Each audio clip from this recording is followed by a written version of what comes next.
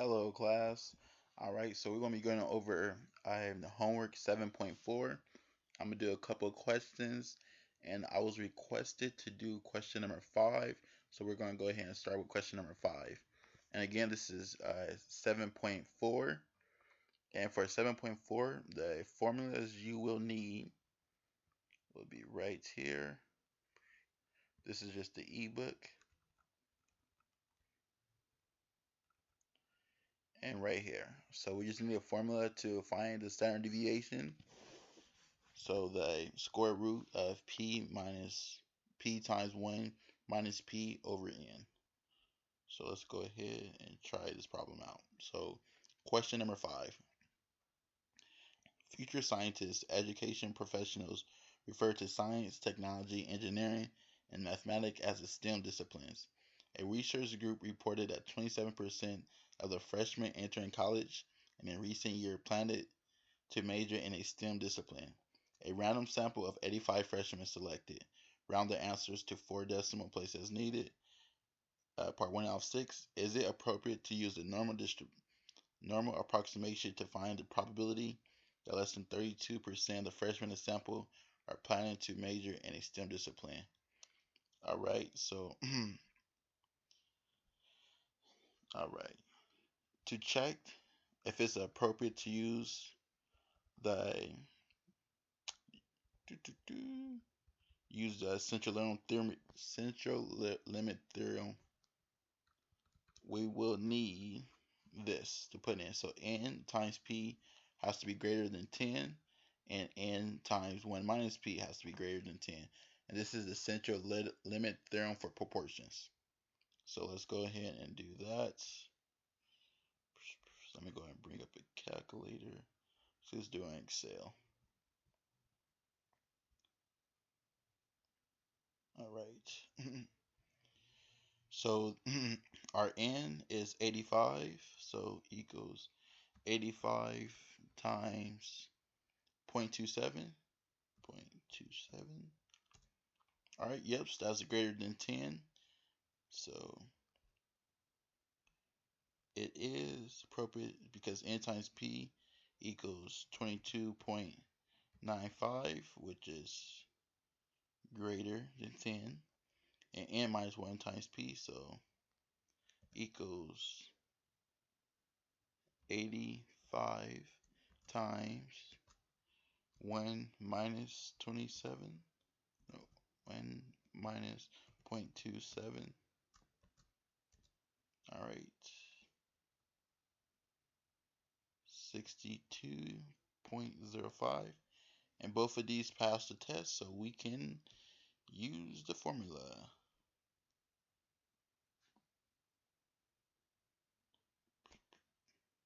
All right, perfect. All right, part 2 asks, find the probability that less than 32% of the freshmen in a sample are planning to major in a STEM discipline. So first thing we need to do is find the standard deviation. So let's bring up the formula for standard deviation again.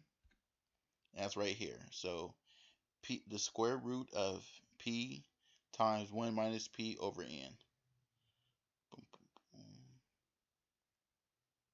All right. So p will be 0.27. So let's go ahead. Let's delete these. Okay, forget it. So SD. So equals. So the square root of 0.27 times 1 minus 0.27. All right. Parentheses. Divided by 85. All right. So that would be our standard deviation right there.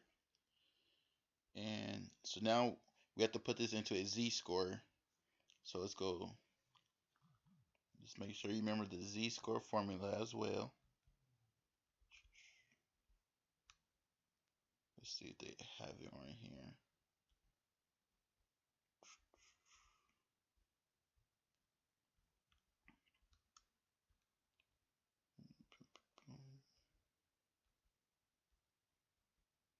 Okay, right here.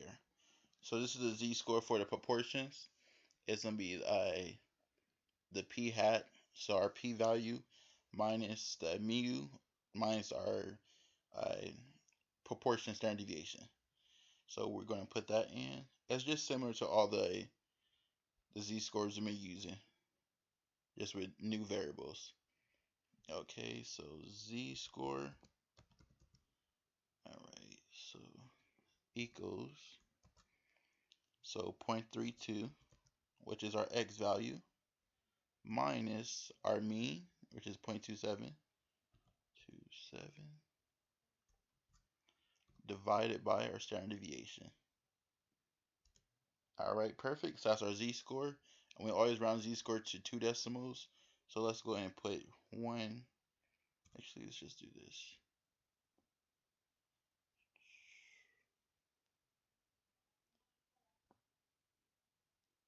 Round 2. So this is just the way in Excel to reduce decimals. So 2 decimals, 1.4. All right, so let's go put that in our table. All right, so z-score is 1.4, so 1.04. All right, so this will be our area, 0.8508. So let's go put that in our answer, 0.8508.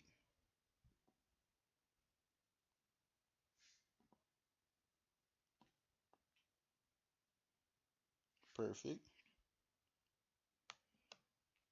A new sample of 130 freshmen is selected. Find probability at less than 29. All right, so we got a new sample, so we got to change our standard deviation.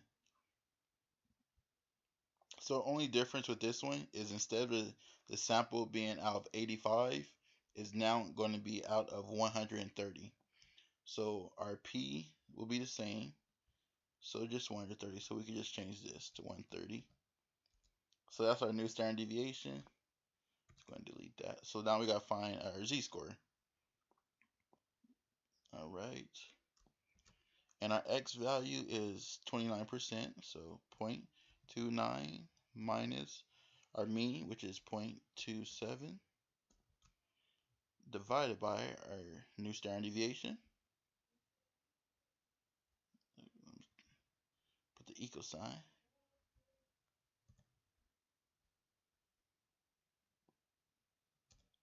All right, so our z-score is 0.51. All right, and I set it to round to 2 decimals, so it just rounded automatically for me in Excel. So 0.51, and let's see what they're asking for. Okay, so less than. So 0.51, so 0.51, perfect. 0.6950. 0.6950.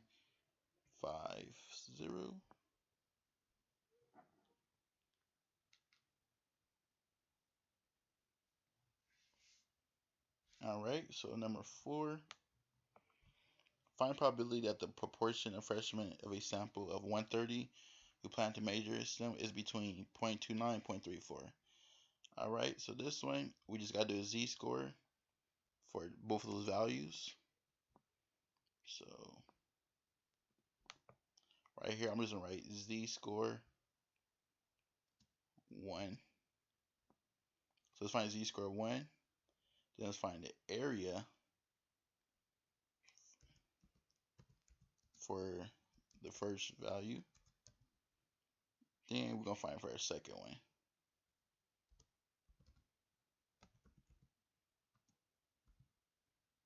And I'm just writing 1 and 2, meaning that for one, so one value is going to be for the 0.34, and the second one is just going to be for 0.29. So we're going to put it back in our formula for the z-score. So I'm just going to do, you can do either one first. I'm just going to do the highest one first. I just always do the higher one first, but you could do either or. So 0.34 minus our mean of 0.27 divided by our standard deviation. equal sign.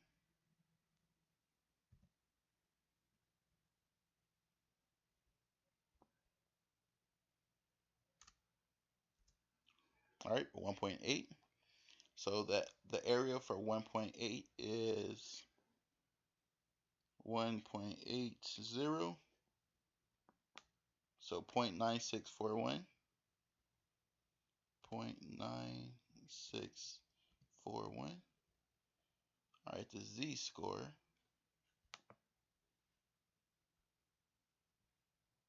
So we're asking for, so now 0.29. So equals 0.29 minus 0.27 divided by, all right, let's change that to round to 2 decimals only.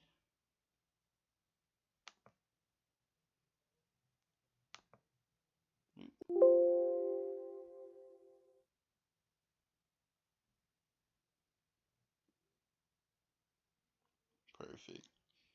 And if you remember, 0.29 is the same number we got here. So while even looking at the area, I know it's going to be 0.695 because they're just saying 0.29, so they're just saying the same number. All right. So now, since they want the area that's between these two, we just simply subtract the higher number from the lower area. So I'll do it right here. So the higher area minus the lower area. So 0.2691. 0.2691.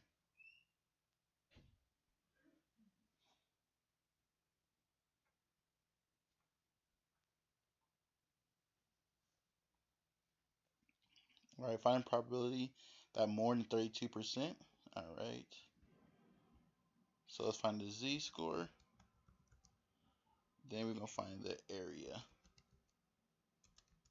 And they want more, so once we get our area, we just have to do the complement. All right, equals, so 0.32 minus 0.27, which is our mean, like the usual, divided by standard deviation. Right, 0.28. So round up to 2 decimals.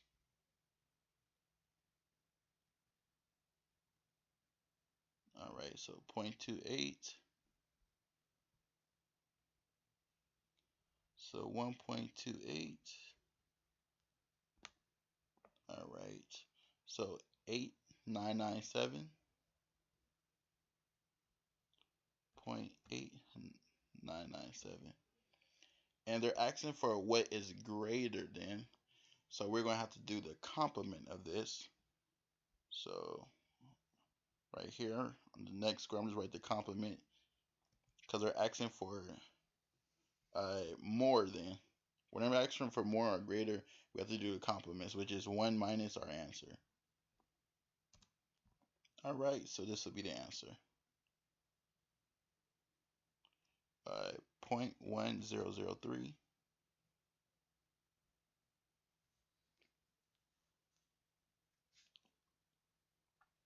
Come on. Perfect. All right, now question 6. Will it be unusual if less than 24%? Oh, I just pressed it too much. Let's see. Will it be unusual? Z-score, area. So let's put in our formula again. Equals, so I said 0.24 minus 0.27 divided by, so negative 0.77, which is negative 0.77. I believe that's right here. Yep. Negative 0.77. So 0.2206.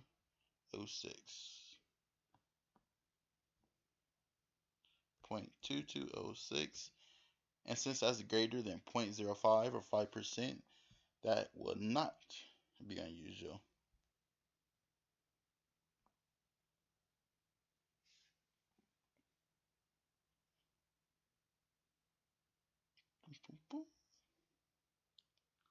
All right, perfect. 6 out of 6. So that's how you do the answer to question 5, guys. I hope that helped. And if you need any other questions, go ahead and let me know. All right, thank you.